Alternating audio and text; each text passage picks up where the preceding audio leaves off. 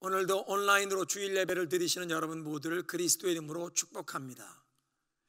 코로나 팬데믹이 진정되지 않은 상황인데 세계 각처에서 재난과 대형 사고의 소식이 끊이지 않고 계속 들려오고 있습니다.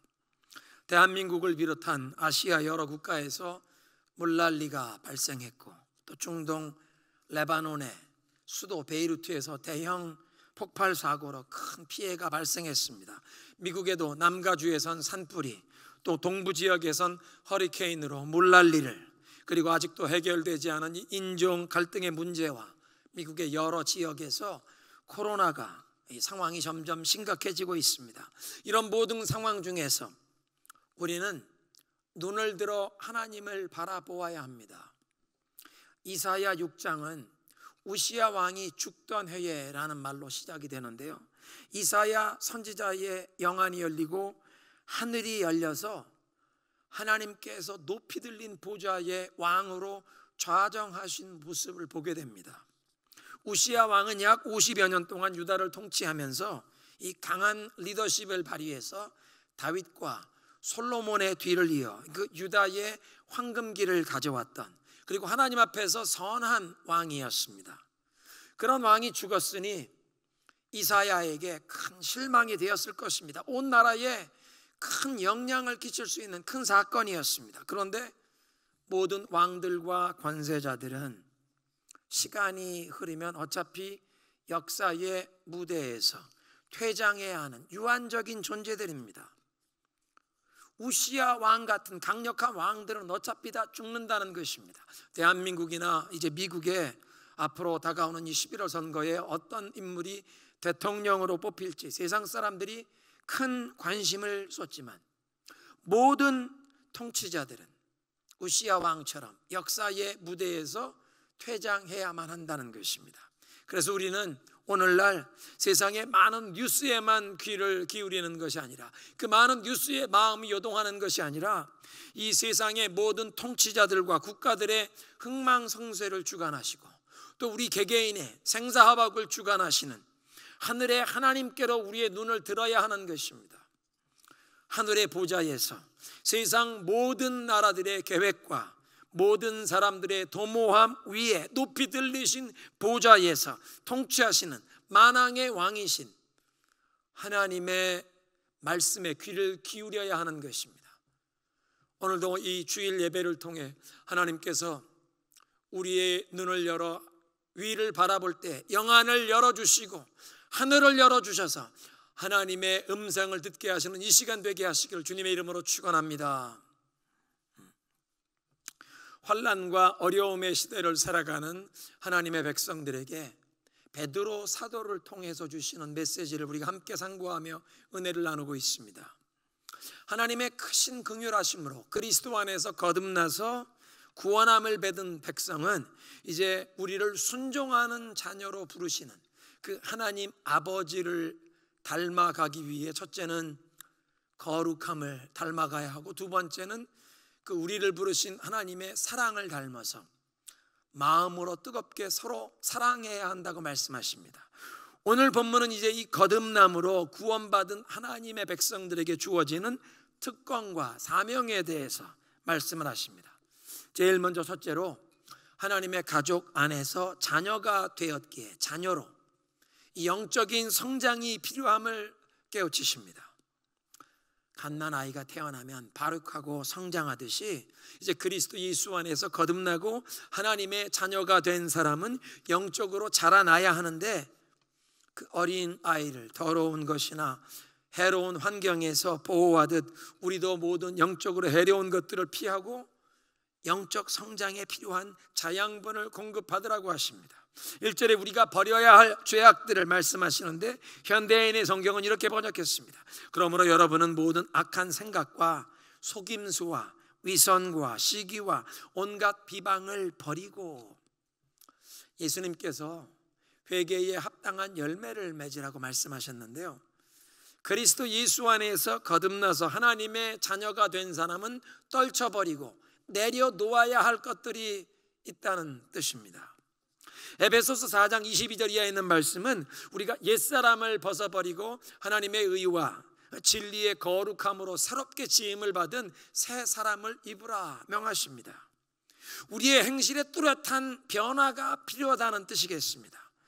그래서 우리 크리스천들이 세례를 받을 때 과거와 결별을 선언한다는 의미가 있는데, 예수 그리스도와 함께 죽고 그리스도 안에서 새로운 생명으로 태어난다는 것을 뜻하는 의식입니다. 불교나 힌두교도 사람들이 삭발을 하고 출가를 하는 사람은 지금까지 그 모든 자기가 관계하던 사사로운 인연을 다 끊고 앞으로는 구도자로 살겠다고 하는 그런 선언을 하는데, 보통 마을 사람들 다 보는 앞에서 공개적으로 삭발을 하고 출가를 하게 됩니다. 우리 그리스도인들의 세례식의 의미가 이렇게 삭발하고 출가하는 것과 비교해서 조금 더 약한 것이 아닌, 어떻게 보면 더 심오한 것입니다. 나를 위해 생명을 내어주신 그 하나님의 아들 예수님과 함께 나도 십자가에 못 박혀 죽고 예수님이 부활하신 것과 함께 연합하여 이제 내 속에서 나를 통해, 나를 위해 생명을 주신 하나님의 아들 예수님께서 나를 통해 살아가신다고 선언하는 것이 세례식의 의미라는 것입니다. 과거와의 결별을 선언하는 것입니다. 모든 죄악된 행실을 끊어버린다고 선언하는 것입니다. 그래서 이제 그리스도인들은 더러운 옷을 벗어버리듯 모든 악한 것을 벗어버리라는 것입니다. 그리고 영적 성장을 위한 자양분을 공급받아야 하는데 2절에 갓난아기들 같이 순전하고 신령한 젖을 사모하라. 여기 이 순전하다, 영어 성경에 pure and spiritual milk, 순수한 영적인 양식, 다른 불순물이 섞이지 않았다는 뜻입니다. 그러니까 우리 영혼의 영적 성장에 필요한 이 영혼의 양식으로 세상의 사상이나 철학, 어떤 이념이나 유행하는 시대 정신에 오염되지 않은 순수하고 신령한 하나님의 말씀을 받아 먹으라는 것입니다. 여기서 사모하라는 말을 영어 성경에 crave라고 그렇게 번역했는데요, 갓난아기는 배가 고프면 참지 못합니다. 그냥 젖달라고 울어버리는데, 정상적으로 발육하는 건강한 신생아는 매 2-3시간마다 젖을 달라고 찾습니다. 이렇게 신생아가 젖을 달라고 자주 찾듯이 우리도 이런 영적인 갈급함으로, 사모함으로 하나님의 말씀을 찾으라는 것입니다. 식욕이 왕성한 것이 건강함의 한 가지의 사인인데요, 영적으로도 마찬가지이기 때문에 우리도 하나님의 말씀을 자주 목말라 하고 하나님의 말씀을 자주 찾고 사모하라고 하십니다.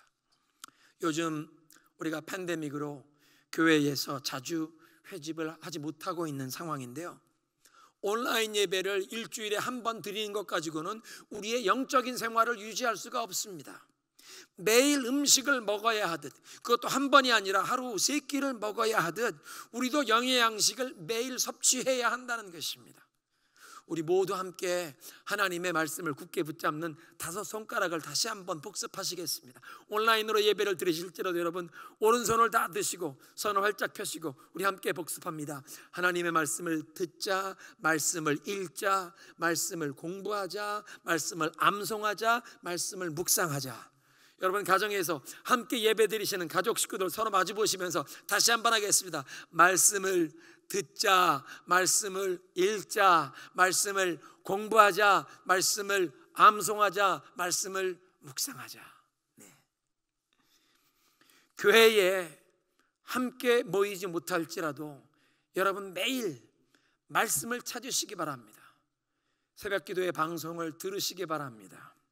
온 교회와 함께 보조를 맞추셔서 날샘의 일정에 따라 말씀을 묵상하시고 여러분이 속한 그 소그룹 안에서 함께 성경 통독을 하시면서 그 카톡방에서 그 은혜를 함께 나누시기 바랍니다. 그렇게 순수하고 신령한 하나님의 말씀을 계속 먹으면서 영적으로 성장해야 구원에 이르게 된다. 온전하고 최종적인 그 구원에 이르게 된다는 것입니다.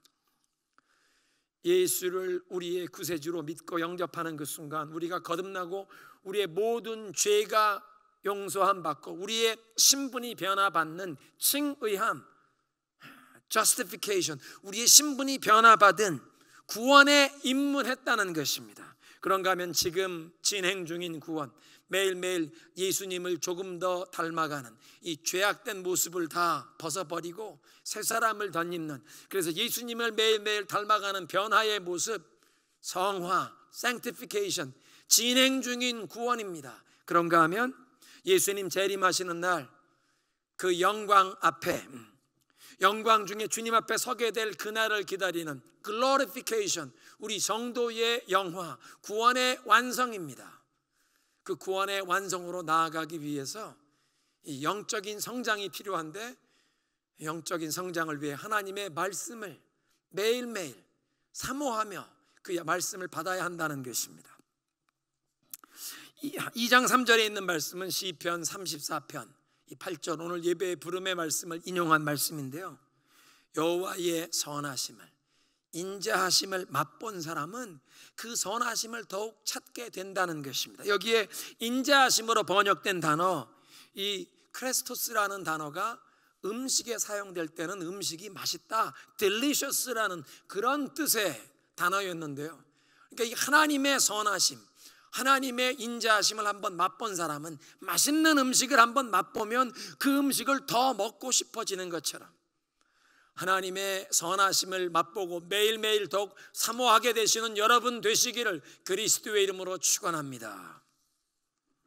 우리 2장 1절부터 3절까지 있는 말씀은 이 영적 성장을 개인적인 차원에서 말씀하신 것이라고 하면, 4절부터 10절까지 있는 말씀은 공동체가 함께 영적으로 성숙하며 우리가 누리게 되는 특권과 사명을 말씀하십니다. 먼저는 우리가 하나님의 성전을 이루는 산돌이라고 하십니다. 4절에 사람에게는 버림바가 되었으나 하나님께 택하심을 입은 보배로운 산돌이신 예수께 나아가 너희도 산돌같이 신령한 집으로 세워지고 있다. 사람들은 몰라보고 무시하고 거절해 버렸지만 하나님께서 창세 전부터 택하신 보배로운 산돌, living stone, 산돌이신 예수님께 나와 예수님과 연합하면서 우리 영혼이 살아나게 된다는 것입니다. 예수님께서는 산돌이실 뿐만 아니라 생명을 주시는, living stone만이 아니라 life giving stone, 생명을 주시는 돌이신데 하나님의 아들로서 그 안에 생명이 있으시기 때문입니다. 예수 그리스도의 생명을 받아서 우리가 살아나게 되고, 그리고 예수님과 매일 교통하면서 예수님을 점점 닮아가게 되어 우리도 작은 산돌, 영어로는 living stone, stones, 복수형으로 표현되어 있는데요, 그러니까 살아있는 작은 돌들이 된다는 것입니다. 산돌이신 예수님께 나와 우리들도 살아있는 작은 돌들이 되어 이제 신령한 집으로 세워져 간다. 예수님은 원조 산돌, living stone, capital L, living stone. 우리는 그 예수님을 닮아가는 작은 살아있는 돌들. 그런데 돌이 하나로는 별로 쓸모가 없지만 다른 돌들과 연결이 되어 쌓아가면 벽이 되고 건물이 세워집니다. 우리는 교회라는 공동체 안에서 서로에게 연결이 되어 영적으로 성장하면서 하나님의 목적을 이루도록 하나님의 가족으로 부르심을 받았다고, 올해 우리 2020년 신년 초에 온 교회가 함께 목적 40일 캠페인을 통해서 함께 배웠습니다. 그래서 오늘 본문에 우리가 산돌이신 예수께 나아가 너희들도 살아있는 작은 돌들로서 신령한 집으로 세워져 가고 있다라고 말씀하십니다. 예수님을 만나서 살아나게 된 작은 돌들인 성도들이 서로 연결된 공동체로 교회를 이루게 되었는데, 그것을 신령한 집이라 spiritual house라고 표현하십니다.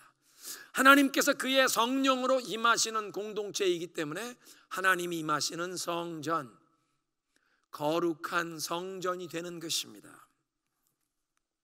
베드로전서가 기록된 시대는 주후 60년부터 68년, 가장 늦어도 68년 전이라고 그렇게 말씀하는데요, 주후 70년에 예루살렘 성전이 로마 군대에 의해서 완전히 파괴가 되었습니다.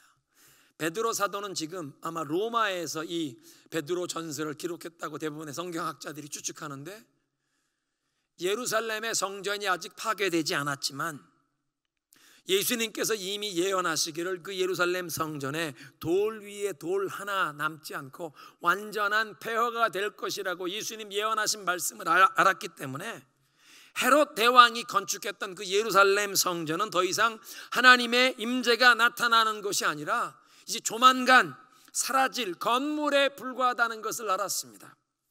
그런데 더 중요하게 그리스도 안에서 생명을 얻은 하나님의 백성들이 살아있는 작은 돌들이 되어서 이 하나님의 백성들이 서로 연결된 공동체, 이 신약시대의 교회가, 성도의 공동체가 하나님께서 성령으로 임하시는 새로운 성전이 되고 있다는 것을 지금 환난과 어려움의 시대에 세계 각지에 흩어진 하나님의 백성들에게 이 진리를 선포하고 있는 것입니다. 여러분, 세계 각지에 흩어진 이 거듭난 하나님의 백성들, 여러분의 공동체가, 우리가 바로 하나님의 새로운 성전입니다. 그리스도 안에서 거듭난 우리 각 사람의 심령을 성령께서 성전으로 삼으셔서 찾아오십니다. 그래서 우리 성도 개개인이 성전이라는 개념도 있지만 오늘 이 베드로 사도가 베드로전서 2장에서 깨우쳐 주시는 말씀은 오늘 온라인 예배를 통해서 우리가 함께 영적으로 마음을 모아 하나님 앞에 예배하며 나아가는 우리 타코마 중앙장로교 모든 이 성도들, 이 온 교회의 이 공동체가 바로 하나님께서 성령으로 임하시는 공동체가 되어 성전이 되어 하나님께서 우리 이 공동체에 임하셔서 우리의 예배를 받으시고 우리의 기도를 들으시며 우리에게 축복하시는 줄로 믿습니다. 이렇게 하나님께서 그의 영으로 임하시는 신령한 집, 하나님의 성전으로 세워져 가는데 건물은 그 기초가 튼튼해야 합니다. 그리고 하나님께서는 예수 그리스도를 보배로운 모퉁이 돌로, 모퉁이의 머릿돌이 되게 하셨다고 말씀을 하시는데, 그러니까 예수님께서 이 신령한 집으로 세워져 가는 이 기초에 견고한 기초가 되심을 말씀하십니다. 모퉁이돌, 코너스톤이란 건물의 가장 중요한 그 중심되는 기둥을 올려놓는 건물의 가장 중요한 기초가 되는 것입니다. 그리고 여기에 이 모퉁이의 머릿돌, 영어 성경엔 캡스톤이라고 번역됐는데요, 이 캡스톤, 머릿돌이란 건물의 최상단에 이제 건축물의 완성되는 가장 윗부분에 올려놓아서 건물을 완성시키는 돌이라는 뜻입니다. 하나님께서 예수 그리스도를 이 교회가 세워지는 모퉁이돌, 주춧돌이 기초가 되게 하셨고, 동시에 이 교회가 자라나서 도달해야 하는 영적 성숙의 목표가 되는 캡스톤, 머릿돌이 되게 하셨다는 뜻입니다. 그러면 예수님께서 주춧돌, 모퉁이돌과 머릿돌이 되어 세워지는 이 신령한 집, 하나님의 성전의 한 부분이 된 살아있는 작은 돌들인 우리가 감당해야 할 사명은 무엇인가? 5절에 이렇게 말씀하십니다.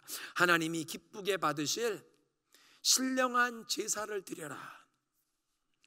예수님께서 십자가에 못 박혀 죽으심으로 우리의 모든 죄를 대속하시기 위한 영단번의 제사를 드리심으로 모든 구약 시대에 그 피 흘리는 제사가 상징적으로 예표해왔던 모든 제사는 다 성취가 되었습니다. 그 모든 피 흘리는 제사는 이제 유효기간이 만기가 되었습니다.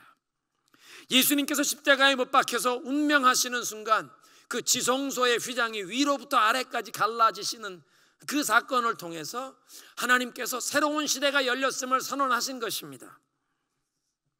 제사장이 집례하며 짐승의 피를 흘리는 제사는 불필요해졌고 이제 하나님께서 받으시기 원하시는 유일한 제사, 모든 신자가 드려야 할 예배는 신령한 제사, spiritual sacrifice, 영적인 제사라고 하십니다. 모든 성도가 신령과 진정으로 예배를 드리는 것을 원하신다. 성령과 진리 안에서 예배드리는 그런 예배자들을 찾으신다고 예수님께서 요한복음 4장에 말씀하십니다. 하나님께서 기쁘게 받으시는 신령과 진정으로 드리는 예배. 신약 성경에서는 하나님께서 기쁘게 받으시는 제물, 제사를 몇 가지 말씀하시는데 제일 먼저는 우리 몸을 우리의 삶 전체를 하나님께 드릴 때 그것을 산 제물로 기쁘게 받으신다. 로마서 12장 1절에 말씀하세요. 그러므로 하나님의 모든 자비하심으로 너희를 권하노니 너희 몸을 하나님이 기쁘게 받으시는 거룩한 산 제물로 드려라. 두 번째는 우리의 제물을 하나님 나라와 복음 사역을 후원하는 연보로 드리는 것을 기쁘게 받으십니다. 빌립보서 4장 18절 현대인의 성경인데요, 여러분이 에바브로디도 편에 보낸 것을 받아서 내가 풍족하게 되었으니 여러분이 보낸 선물은 하나님께서 기쁘게 받으실 향기로운 제물입니다. 사도 바울이 선교하고 있는데 그 선교 사역의 후원을 위해서 에바브로디도 편을 통해서 빌립보 교회 성도들이 선교 헌금을 보낸 것을 하나님이 기쁘게 받으시는 제물이 되었다고 하는 것입니다. 찬양의 제사, 입술의 열매를 하나님이 기쁘게 받으신다고 히브리서 말씀하십니다. 우리 입술의 제사, 입술의 열매, 찬양의 제사를 기쁘게 받으신다. 히브리서 13장은 그리고 선을 행하는 일과 서로 나눠주는 것을 잊지 마십시오. 이런 제사를 하나님이 기뻐하십니다. 선행의 제물을 하나님이 기쁘게 받으신다고 말씀하십니다. 우리의 몸, 우리의 인생을 바치는 것 뿐만 아니라 우리의 재물을 바칠 수 있고 우리의 입술의 열매, 찬송의 제사를 바칠 수 있고 선행의 제물을 바칠 수 있다는 것입니다. 그런데 오늘 본문 5절에 있는 말씀 보면 이런 모든 제물을, 우리의 이런 예배와 제사를 하나님께서 기쁘게 받으실 만한 제사가 되게 하는 유일한 조건을 말씀하십니다. 5절에 예수 그리스도로 말미암아 하나님이 기쁘게 받으실 제사. 예수 그리스도께서 우리의 유일한 중보자가 되시고 우리의 영원한 대제사장이 되시기에 그 예수님의 중보 사역을 통해서 하나님께서 기쁘게 받으실 수 있는 예배를, 제사를, 제물을 드릴 수 있게 되었다는 것입니다. 한 걸음 더 나아가 우리의 위대한 대제사장 그 예수 그리스도 때문에 이제 모든 성도가 하나님께 신령한 제사를 드릴 수 있는 제사장이 되었다고 선언하십니다. 5절에 예수 그리스도로 말미암아 하나님이 기쁘게 받으실 신령한 제사를 드릴 거룩한 제사장이 될지니라. 이 9절과 9절에 모든 성도들을 왕같은 제사장이라고 부르시는 그 말씀을 통해서 만인 제사장직이라는 성경적인 교리가 종교개혁 시대에 교회에 다시 한번 회복되게 되었습니다. 신약 성경에 보면 교회에선 가르침의 사역을 위해서, 또 양떼들을 돌보는 목양의 사역을 위해서, 또 교회를 다스리고 치리하는, 교회를 이끄는 그 리더십의 역할을 감당하는 교회의 감독, 교회의 그 목회자와 장로님들을 세워주셨습니다. 그런데 구약시대에 있었던 것 같은 제사장의 직분을 감당하는 그런 제사장은 신약시대에는 없습니다. 분명 목회자와 장로님들에게 교회를 다스리고 가르치고 양떼를 돌보는 목양의 패스터의 사명을 주시지만 하나님 앞에 예배를 드리는 제사장의 직분은 모든 성도에게 주셨다는 것입니다. 그래서 우리를 하나님을 예배하는 거룩한 제사장, 왕같은 제사장이라고 부르십니다. 이건 놀라운 축복인데요, 구약시대에는 왕과 제사장은 항상 분리된 별개의 직분이었습니다. 오직 멜기세덱만 왕과 제사장의 직분을 함께 수행했고 그 멜기세덱은 오실 그리스도 메시아이신 예수님을 상징적으로 나타내는 인물이었습니다. 그 외의 모든 사람들은 왕과 제사장은 항상 그 직분이, 역할이 나뉘어져 있었습니다. 사울이 자신이 왕이었는데 직접 제사를 드리겠다고 하다가 하나님 앞에서 큰 죄를 지었습니다. 그런데 신약시대의 모든 신자는, 모든 성도는 그리스도 안에서 왕같은 제사장이 되었다는 것입니다. 왕같은 제사장의 두 가지 직분을 함께 수행하며 그 특권과 책임을 함께 감당하게 되었다는 것입니다. 왕의 통치권과 제사장의 그 중보 사역의 특권과 사명을 함께 수행하게 되었다는 뜻입니다. 우리는 왕같은 제사장이 되어서 이제 이 하나님의 거룩하심, 우리를 위한 대제사장이신 예수 그리스도의 그 거룩하심을 우리의 사역에서 리플렉트하는, 세상 앞에 드러내는 대행자가 되어야 합니다. 하나님이 기쁘게 받으시는 거룩한 제사, 신령한 예배를 드리는 그런 제사장이 되었다는 것입니다. 뿐만 아니라 제사장으로서 하나님 앞에서 사람들을 위해 중보할 수 있게 되었고, 또 그렇게 하나님 앞에서 사람들을 위해 중보 기도를 해야 합니다. 뿐만 아니라 이제 사람들 앞에서 하나님을 대행할 수 있는 하나님의 대행자의 역할을 하는 것입니다. 사랑하는 성도 여러분, 우리 타코마 중앙장로교회, 우리 온 교회가, 또 우리 여러분 한 사람 한 사람이 천국 본사의 타코마 대리점이 된 줄로 믿으시기 바랍니다. 한번 따라하겠습니다. 나는 타코마 대리점이다. 하늘 천국 본사에서 이 대리점에 권한을 위임해 주셨습니다. 천국 본사의 그 모든 능력과 권위를 우리가 이 땅에서 타코마 대리점으로 대행하게 되었다는 것입니다. 하나님의 대행자의 역할을 감당하게 되었다는 것입니다.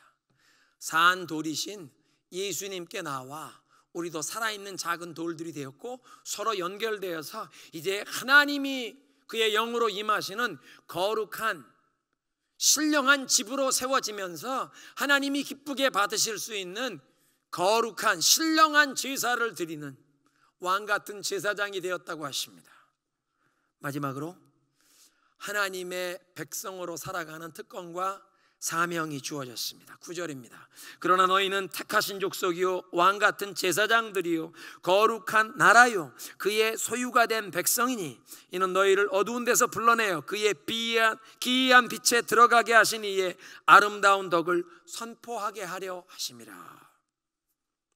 여기서 택하신 족속이라고 하는데, 족속, 민족이란 혈통이 같아야 하지 않습니까? 예를 들어서 이스라엘 민족은 아브라함과 이삭과 야곱의 후손입니다. 우리 한국 사람들은 배달의 민족, 단군의 후손이라고 하는데, 혈통을 공유한 사람들을 족속, 민족이라고 부르는 것입니다.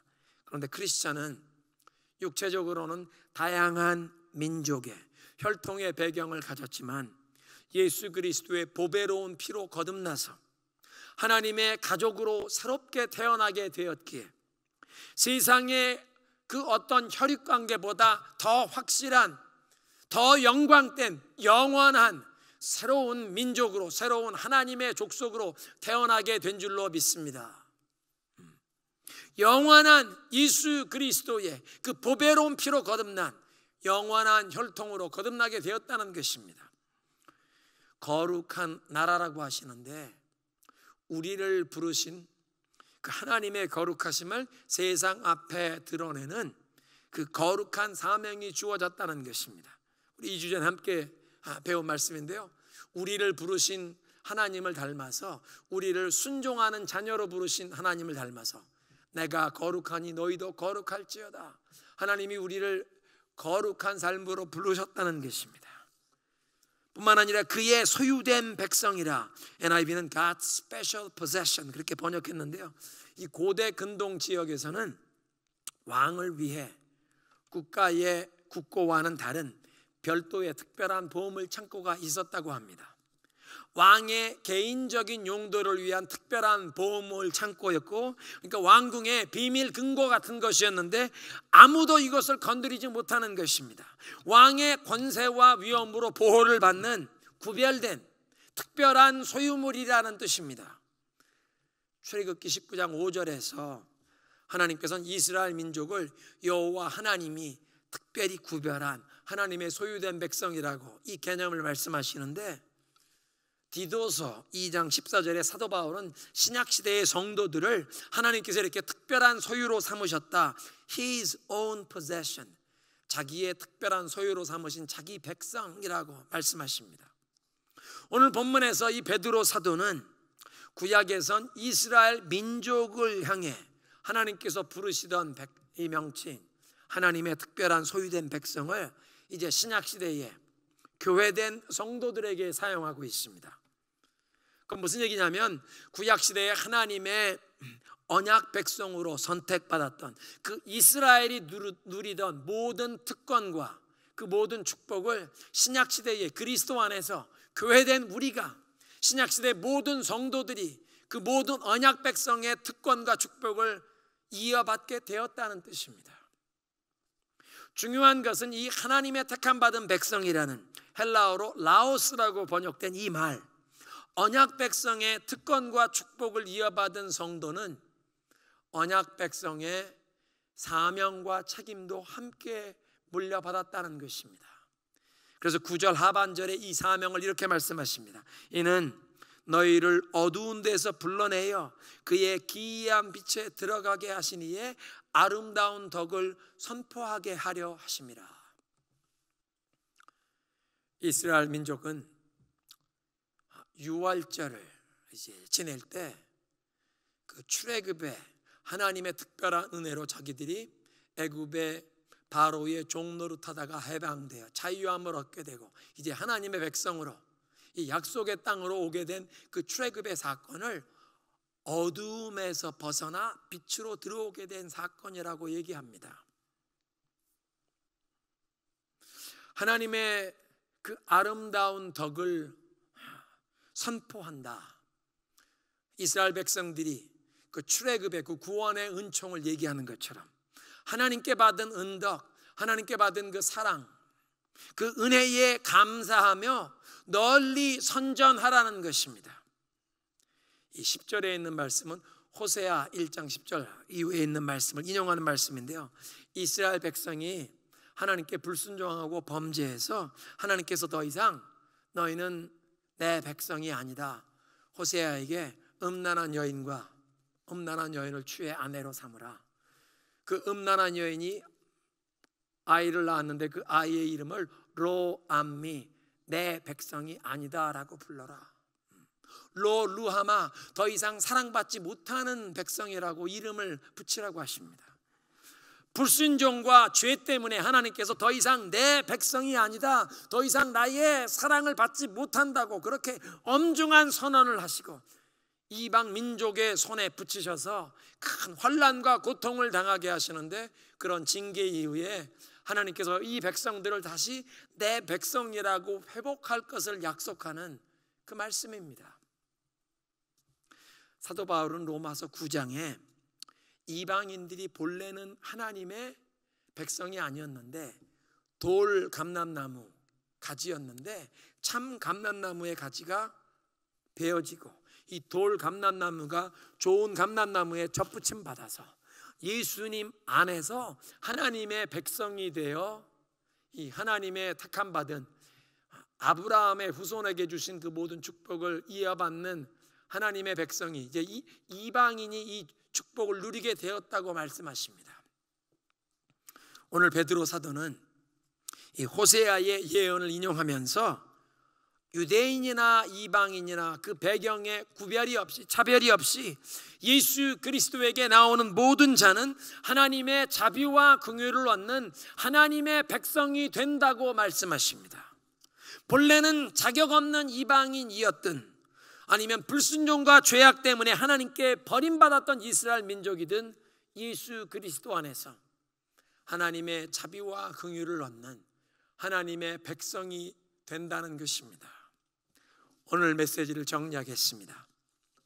그리스도 안에서 거듭난 성도는 영적인 성장을 위해서 모든 더러운 것을 다 벗어버리고 순수하고 신령한 젖 하나님의 말씀을 사모하라고 하십니다. 그 하나님의 말씀으로 영적으로 성장하여 온전한 구원에 이뤄야 한다는 것입니다.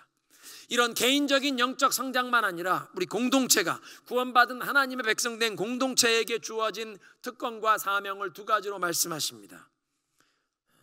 그리스도 예수, 산돌이신 그리스도 예수 안에 나와 우리도 살아있는 작은 돌들이 되어 그리스도 안에서 서로 연결된 신령한 집으로 세워지는 하나님이 거하시는 성전이 되어 가면서 하나님이 기쁘게 받으실 신령한 제사를 드리는 거룩한 제사장이 되라, 왕같은 제사장이 된다는 것입니다. 뿐만 아니라 하나님의 백성이 되어 우리에게 이 구원의 은총을 베푸신 하나님의 은덕을 세상에 널리 선포하며 살게 된 줄로 믿습니다. 이 시간 우리 함께 기도하겠습니다. 하나님, 그리스도 예수 안에 우리를 거듭나게 하시고 이제 하나님의 가족 되게 하셨사오니 모든 악한 것을 떨쳐버리고 순수하고 신령한 젖 하나님의 말씀을 사모하며 그 말씀 안에 양육받고 강력해져서 강건해져서 온전한 구원에 이르도록 성장하게 하옵소서. 개인적인 그런 성장만 아니라 우리 공동체가 그리스도 예수 안에서 서로 연결되어 하나님이 우리 가운데 임재하시는 신령한 집 성전으로 세워져 가며 하나님이 기쁘게 받으시는 신령한 제사, 신령한 예배를 드리는 왕같은 제사장의 사명을 감당하게 하옵소서. 하나님의 백성으로 이제 이 하나님의 덕을 온 세상에 널리 선포하며 살게 하옵소서. 함께 기도하겠습니다.